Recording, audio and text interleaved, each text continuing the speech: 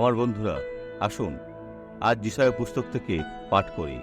এই বছর আসলে সত্যের বছর। আমরা যিশায়া পাঠ করছি 32 অধ্যায় 17 পদ।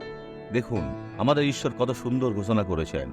আর শান্তি ধার্মিকতার কার্য হইবে, কোনো বিভ্রান্তি নয়, এবং চিরকালের জন্য সুস্থিরতা ও নিঃশঙ্কতা ধার্মিকতার ফল হইবে। অন্য কথায় ঈশ্বরের বাক্য ব্যবহার করতে ব্যর্থ হবেন না। ইহা আনবে আপনার সমস্যার সমাধান, কারণ যদি আপনি সেটা করেন তবে সেটা ফল আনবে।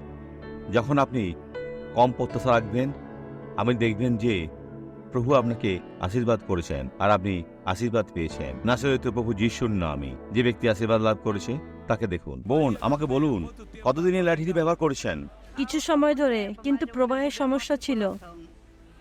সেটা কেন?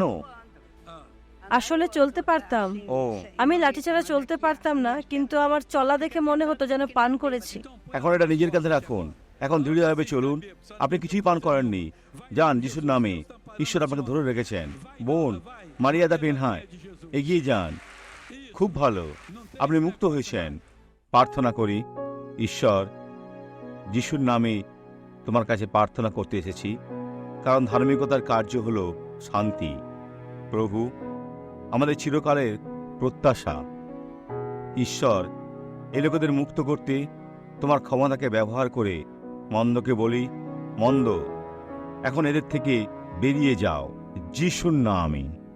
আর আপনি বলুন, প্রভু অনেক ধন্যবাদ, আমেন।